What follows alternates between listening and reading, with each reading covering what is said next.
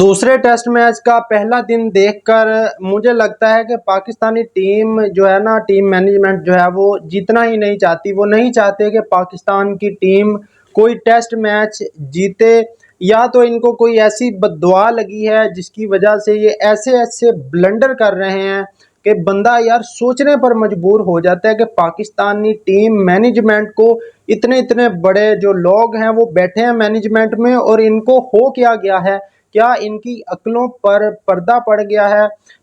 आपको जब West Indies tour के लिए जब बाबर आजम को कप्तान बनाया गया था, मैंने उसी टाइम पर कह दिया था कि बाबर आजम अब कुर्बानी का बकरा बनेगा। अगला बकरा जो है आकिब जावेद का, वो बाबर आजम बनेगा। आपने पिछले कोई 10-12 दिन से देख लिया, कोई बंदा आकिब जावेद का नाम नहीं ले रहा, हर बंदा बाबर आजम पे क्रिटिसाइज कर रहा है। कल जब मैच शुरू हुआ तो एक हैरान कुन जो है बाबर आजम ने बात की, टॉस पर 4 चेंजेस की और उसमें से अब्बास को उड़ा दिया। मतलब वो बंदा जो आपका पिछले मैच में 8 विकेटें लेकर आया था, इसी शहर के अंदर पिछला मैच हुआ था, ट्रिनिडाड के अंदर। और ट्रिनिडाड के अंदर सिर्फ स्टेडियम मुख्तलिफ था और मौसम भी एक जैसा था, कंडीशन भी एक जैसी थी, और ड्यूक्स का बॉल था जो 70-80 ओवर तक स्विंग करता रहता है। उस बॉल के साथ मोहम्मद अब्बास को दूसरे टेस्ट मैच में ड्रॉप कर दिया गया। उस अब्बास को ये कहकर ड्रॉप कर दिया गया कि ये कंडीशन का बॉलर है। जिस अब्बास ने दुबई की थकी हुई विकेटों पर आउट किए हुए हैं, उस अब्बास को हमने कंडीशन का बॉलर कहकर आउट कर दिया। और अब जो सारा मलबा है वो बाबर आजम पर गिराने की कोशिश की जा रही है। मैंने पहले बताया था कि बाबर आजम को अब ये इस्तेमाल करेंगे चंद मैचेस के लिए, बाबर आजम को कुर्बानी का बकरा बनाएंगे और फिर कहेंगे कि ठीक है जी, इससे भी कप्तानी नहीं होती। ठीक है, कप्तानी आज बहुत ज़्यादा ब्लंडर बाबर आजम ने मारे हैं कप्तानी में, लेकिन क्या मोहम्मद अब्बास को जिस तरह से ड्रॉप किया गया 8 विकेटें लेने के बाद, और उसकी जगह जो हमने वकार यूनुस को खिलाया, जो पीछे बैठा था वकार यूनुस, शायद आपके पास वकार यूनुस बैठा था या वसीम अकरम कोई बैठा था, जिसकी वजह से आपने इतना बड़ा डिसीजन कर लिया कि मोहम्मद अब्बास जैसे बॉलर को ड्रॉप कर दिया।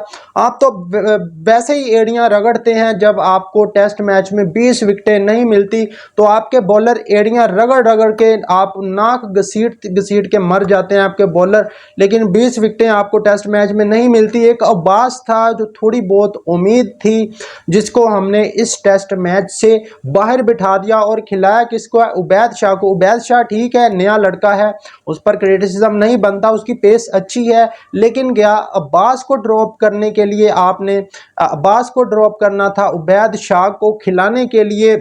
वो उबैद शाह जो पहले ही मैच में अपनी 6 की इकोनॉमी के साथ रन्स दे रहा है और बुरी तरह से पिट रहा है। जब आप सीरीज हारने की कंधार पर थे, जब आपको पता था कि आप पहला टेस्ट मैच हारे हुए हैं, दूसरे टेस्ट मैच में इतना बड़ा ब्लंडर आप लोग कैसे कर रहे हैं। अब मैं देख रहा हूं कि हर बंदा सिर्फ और सिर्फ बाबर आजम को क्रिटिसाइज कर रहा है और बिला वजह का क्रिटिसाइज किया जा रहा है। ठीक है, पिछले मैच में बाबर आजम ने जो सिंगल नहीं लिया उस पर हम भी क्रिटिसाइज करते हैं कि बाबर आजम ने वो ब्लंडर किया था, और जो कप्तानी में आज ब्लंडर किए वो भी आपके सामने रखते हैं। जिस तरह तीसरी स्लिप हटा दी तीसरे चौथे ओवर के बाद और 3 एज निकले उस एरिए में से, उसके बाद आखिरी ओवर्स में जाकर जिस तरह बाबर आजम ने डिफेंसिव कप्तानी की, रन्स बचाने के चक्कर में 66 रन की पार्टनरशिप लगा दी 6ठी विकेट के लिए, और अभी भी वेस्ट इंडीज का जो स्कोर है 239 रन हो चुका है 5 विकेटों के नुकसान पर। एक मौके पर 120 पर 4 आउट थे वेस्ट इंडीज के, तो वो अलग टॉपिक है। बाबर आजम की कप्तानी के जो ब्लंडर हैं वो एन बिशप ने भी आज जो है वो कमेंट्री में भी बाबर आजम को एक्सपोज किया कि ये बंदा जो है अपनी गलतियों से नहीं सीख रहा और जिस तरह ये कप्तानी कर रहा है, तो वो एन बिशप ने भी बताया अपनी कमेंट्री में। लेकिन क्या जो अब्बास को ड्रॉप करने का डिसीजन किया है, क्या वो सिर्फ बाबर आजम का डिसीजन है? बाबर आजम इतना बड़ा डिसीजन ले सकता है? अब सारी तोपों का रुख जो है वो बाबर आजम की तरफ मोड़ दिया गया है।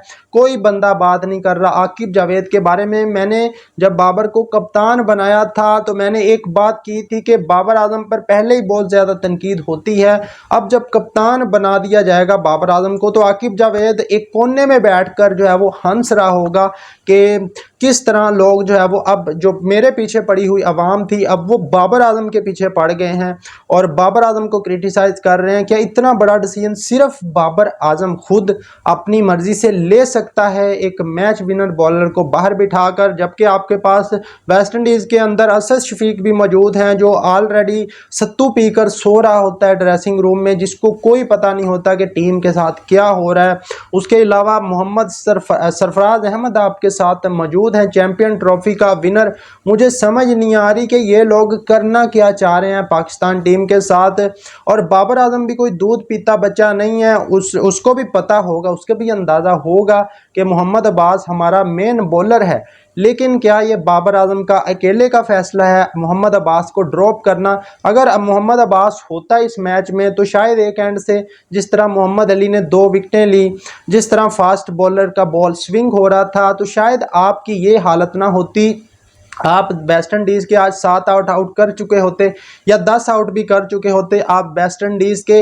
लेकिन जो ब्लंडर आज पहले दिन मारा गया, अब अगर खुदा न खास्ता पाकिस्तान की टीम वेस्ट इंडीज़ से मैच हारती है तो सारा जो ब्लेम है वो बाबर आजम पर गिरेगा और बाबर आजम के ऊपर सारा जो ब्लेम है गिराकर बाबर आजम को एक बार फिर तनकीद की जाएगी कि इस बंदे ने अब्बास को ड्रॉप किया, जबकि ये सिर्फ बाबर आजम का फैसला नहीं हो सकता, ये पूरी टीम मैनेजमेंट का फैसला है। और टीम मैनेजमेंट के कहने पर मोहम्मद अब्बास को इस मैच से ड्रॉप किया गया। यार बंदा इनको मतलब मैं अब इनके लिए क्या कहूँ, किस तरह के ये डिसीजंस करते हैं, जिस तरह अपने अपने पाँव पर इन लोगों ने खुद ही कुल्हाड़ी मारी है, बल्कि कुल्हाड़ी के ऊपर इन लोगों ने अपना पाँव रखा है। जिस तरह इस मैच में अब्बास को बाहर बिठाकर वेस्ट इंडीज़ को ये मैच गिफ्ट किया गया है। ऑलरेडी 239 रन वेस्ट इंडीज़ के हो चुके हैं और जिस तरह बॉल स्पिन कर रहा है, जिस तरह बॉल स्विंग हो रहा है, दोनों को हेल्प मिल रही है, स्पिनर को भी पेसर्स को भी।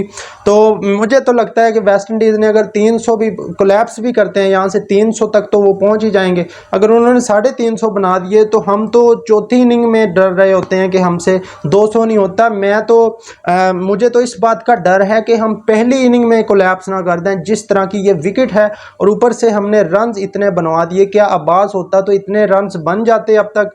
कमेंट बॉक्स में आपने लाजमी बताना है कि ये किसका फैसला हो सकता है मोहम्मद अब्बास को ड्रॉप करने का। मुझे तो लगता है कि ये जिस तरह फैसला लिया गया है मैनेजमेंट की जानिब से, एक बार फिर जो है वो जो हार का जो बहाना होता है ना, जिस तरह आप कहते हैं कि बहाना जो हार का है वो किस पर डाली जाए, जो हार हुई है वो एक बार फिर मुझे लगता है कि बाबर आजम पे डाल दी जाएगी कि इस बंदे का डिसीजन था। बाकी आप लोगों की इस पर क्या राय है, किसने ये फैसला किया होगा? कमेंट बॉक्स में अपनी राय का इजहार ज़रूर कीजिए।